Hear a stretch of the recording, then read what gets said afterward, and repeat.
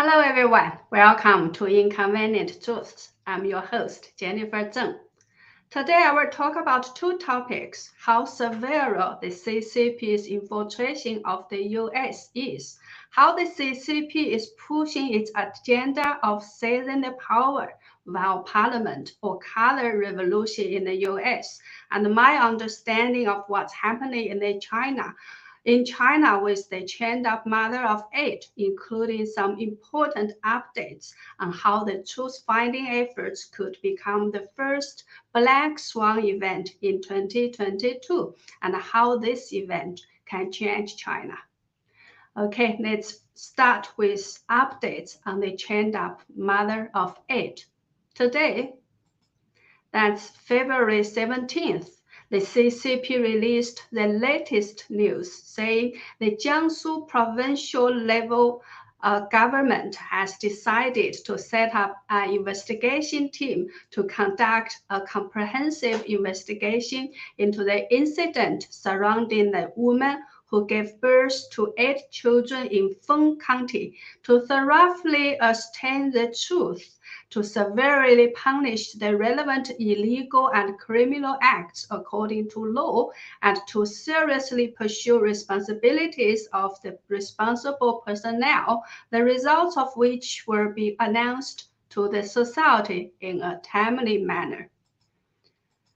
I see that many netizens do not buy it, leaving comments and saying what is meant by the incident of the woman who gave birth to 8 children in Feng County.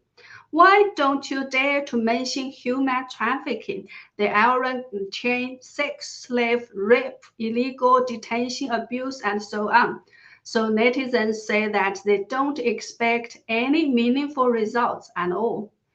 I think these netizens' points are very reasonable. The so-called investigation is surely just a careful calculation by the CCP. They will just consider who they should throw out and punish to calm things down, and then they can return to the usual normal of governance or stability maintenance. However, on the other hand, I think this does count as a small victory for the public and a small crack in the CCP's so far solid stability maintenance system. This time the system has been ripped and cracks are already appearing. That's why I use the word cracking on the thumbnail photo of my last program on this issue. Chinese commentary Li Yiping tweeted that the CCP has ordered the reopening of an investigation into the alleged corruption of the husband of China's Women's Federation, and he asked Chinese people to take to the streets on February 20th and March 8th to protest against human trafficking in China. February 20th is the date of the closing ceremony of the Beijing Olympics, while March 8th is the International Women's Day. Another of his tweets said, "It's impossible to eradicate hell on earth without mass demonstrations. Two conditions are needed to take to the streets. Anger arises and fear falls. Now that the Xuzhou incident has made the whole nation angry, how can we lower our fear? Good news for everyone.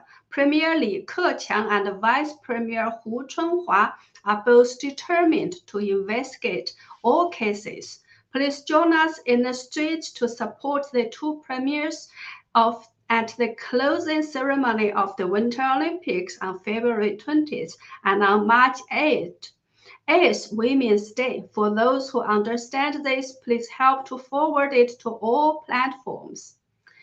His mentioning of supporting the two premiers has also caused some controversy. Some people think that this is again the mentality of hoping for the great officials to help us instead of taking things into our own hands.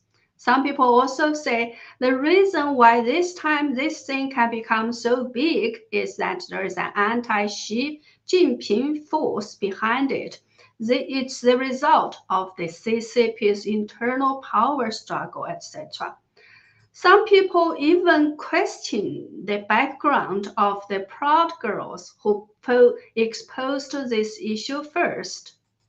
So how do I look at these controversies? My understanding is internal struggles in the CCP definitely exist and will always exist.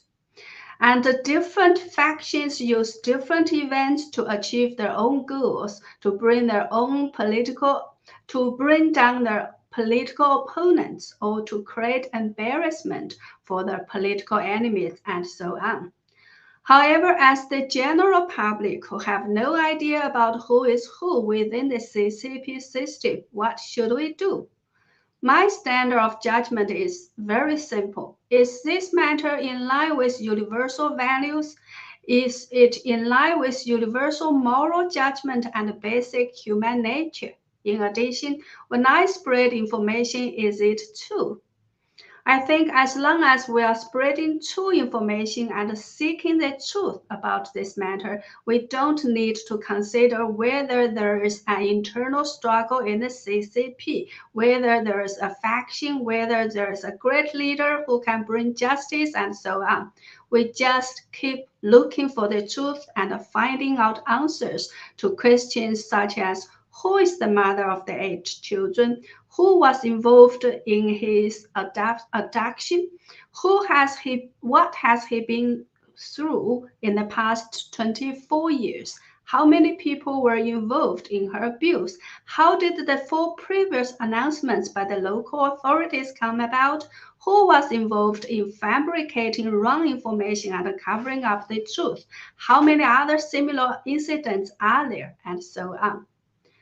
So in response to the debate over what to do and the comments that we shouldn't give materials to anti-China forces outside China for them to blame us, I tweeted this.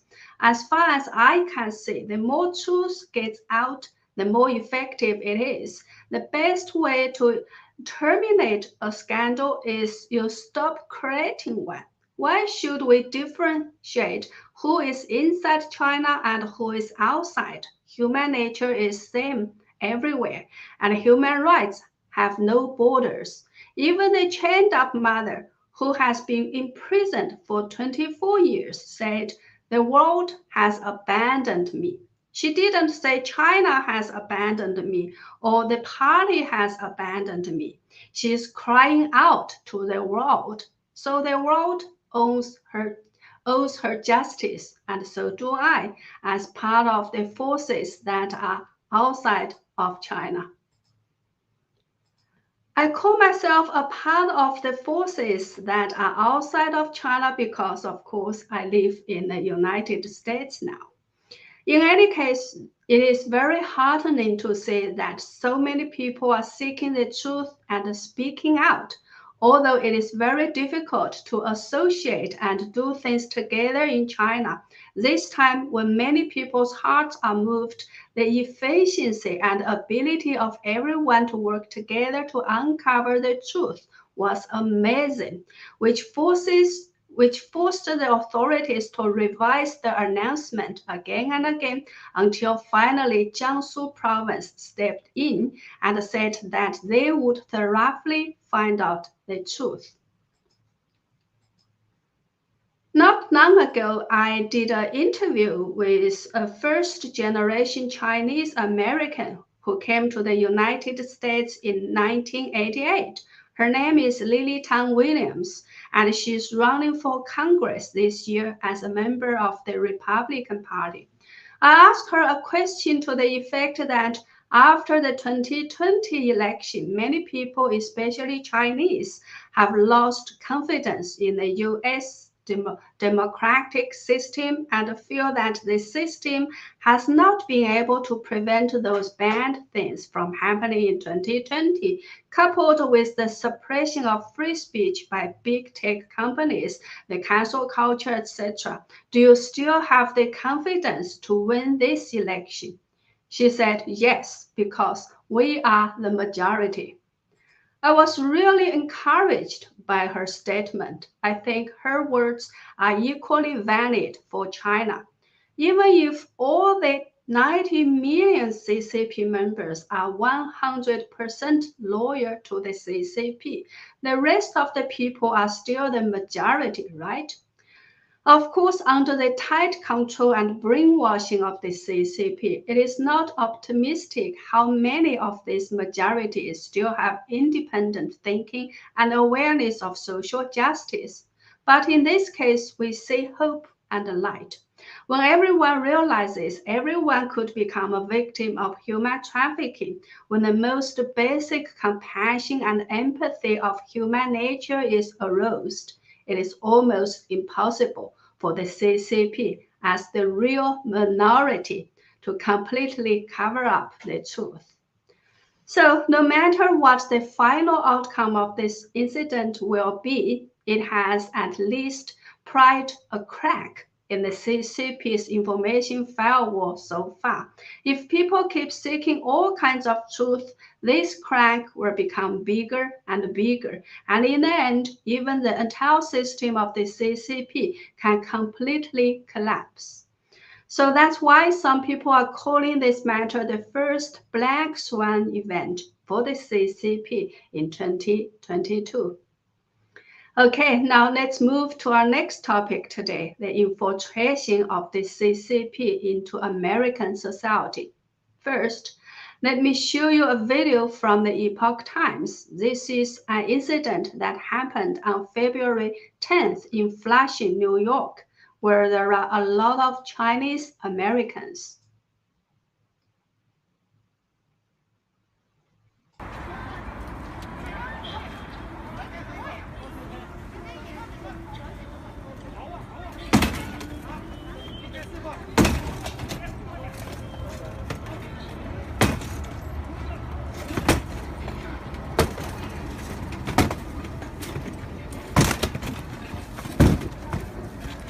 We can see a man with a tattoo on him is destroy the site with the word truth, compassion, and forbearance, and Falun Dafa is good.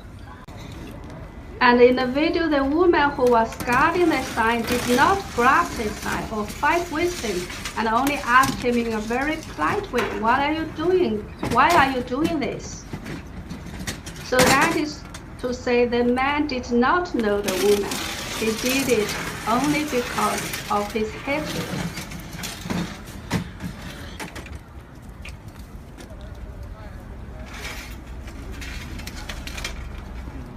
Then who hates truth, compassion, forbearance, and Falun Dafa or Falun Gong so much?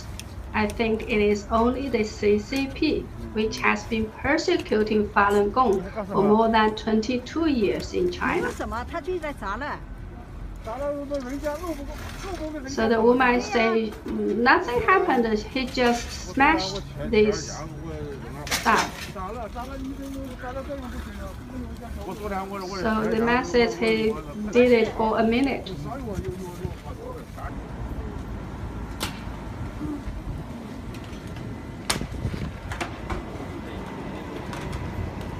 Well, he's still trying to trample on this sign. Well, I was really very saddened to see people who were incited by the CCP's hate propaganda or paid by the CCP to commit such acts of hatred in the streets of the US. Why should we allow the CCP thugs to do so in the US, where freedom of belief is a fundamental value? I think this is really an insult to America. In the past 2 days, there has been another very shocking event in the Chinese community in America. Now let me show you. So this tweet is from Wang Dan. He was one of the most visible student leaders in the Tiananmen Square protests in 1989. He's now doing fundraising and pushing for a Tiananmen Massacre Memorial Hall to be built in the US. He said in this tweet that another former student leader, Xiong Yan, who, like him, was on the CCP's 21 most wanted list after the Tiananmen massacre in 1989, actually attended an event organized by a pro-CCP group in New York to oppose the establishment of the Tiananmen Massacre Memorial Hall, and he sat in the front row in the middle. If you don't know who Xiong Yan is, let me first briefly introduce his background. He was a graduate student in law at Peking University and was wanted by the CCP for participating in the student movement in 1989.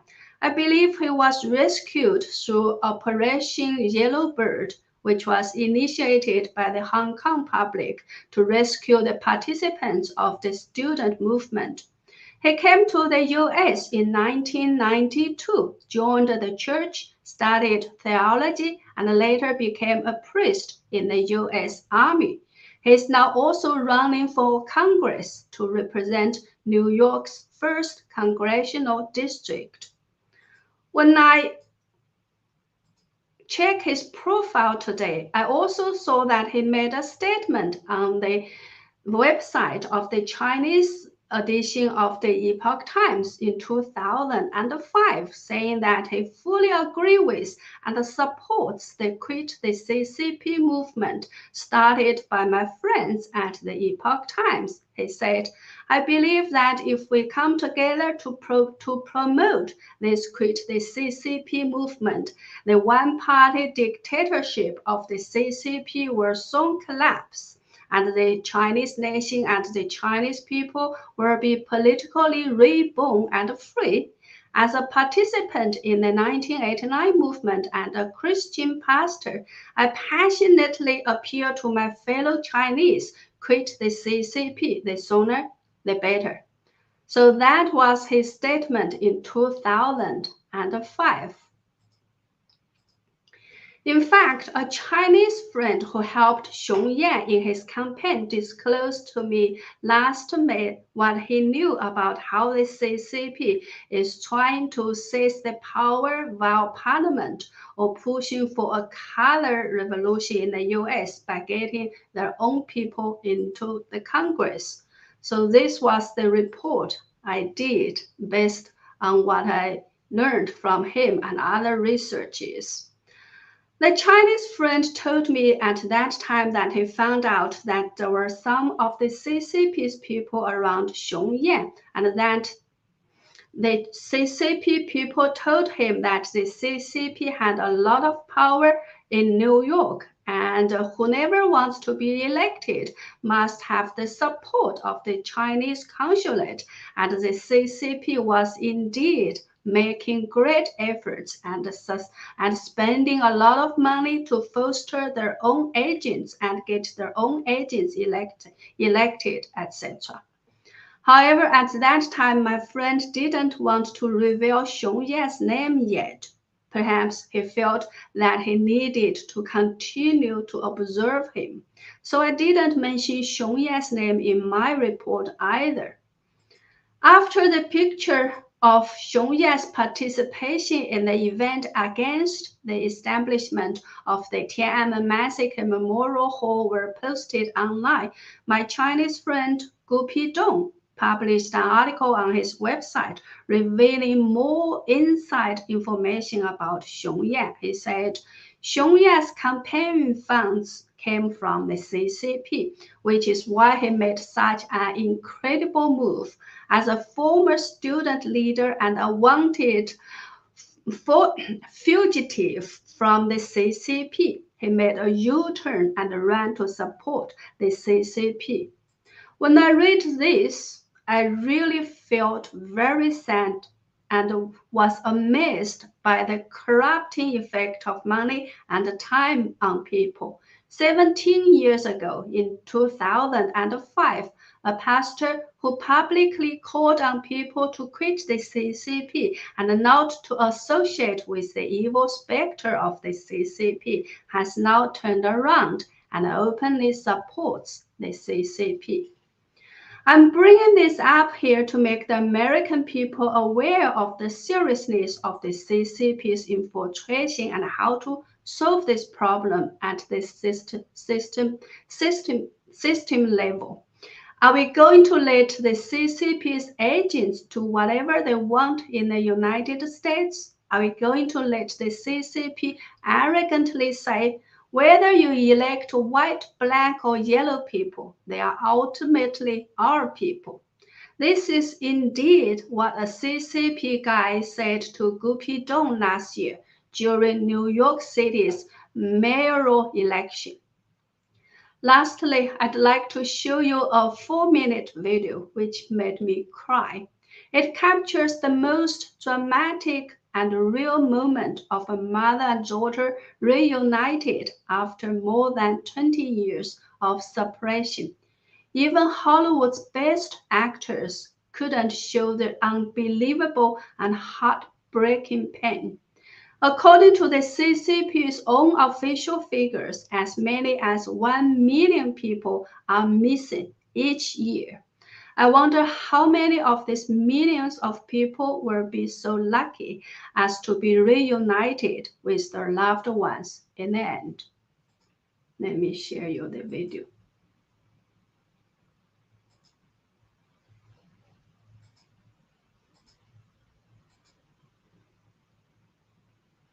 赵海莲，见证许愿的繁星，每一眼谁来安慰爱心情？十字路口闪烁不赵海莲是你吗？赵海莲是你吗？你是赵海莲？你就是赵海莲对吧？你是别慢点，慢点，慢点，都慢点，他害怕，都慢点，二叔都慢点。国军儿，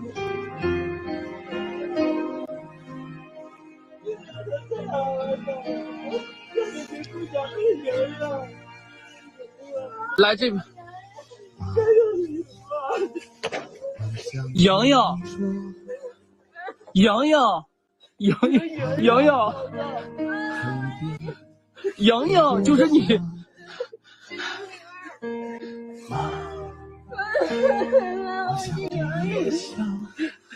大波正能量，莹莹，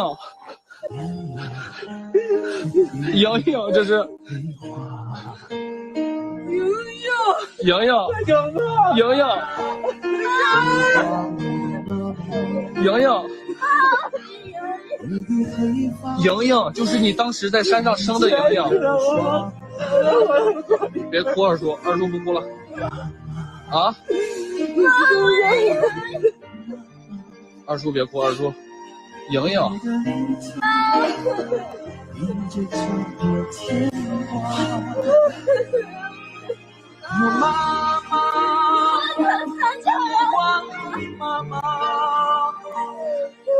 大波就能真的。二叔不哭，二叔不要发出声音，二叔。莹莹当年没有走，莹莹当年没有走，真的是莹莹。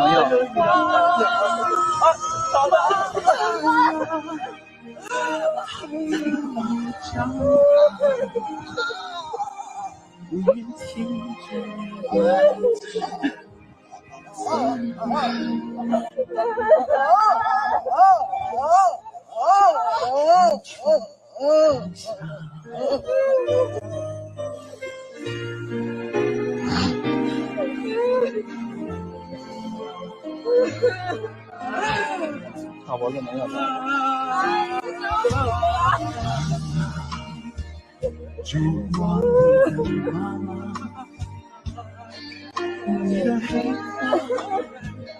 挽紧手，妈妈，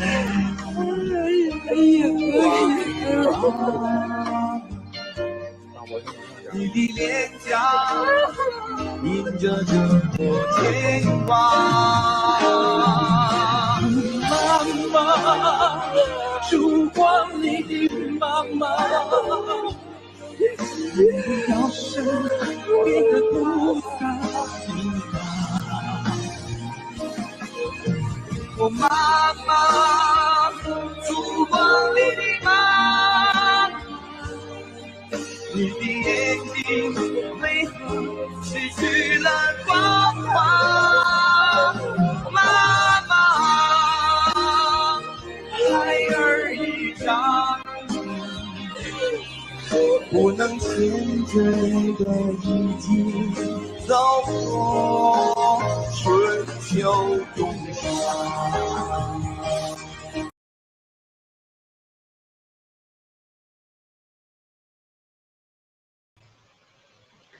Well, what a movie. Did you cry? Well, that's all for today. Thank you so much for watching. See you next time.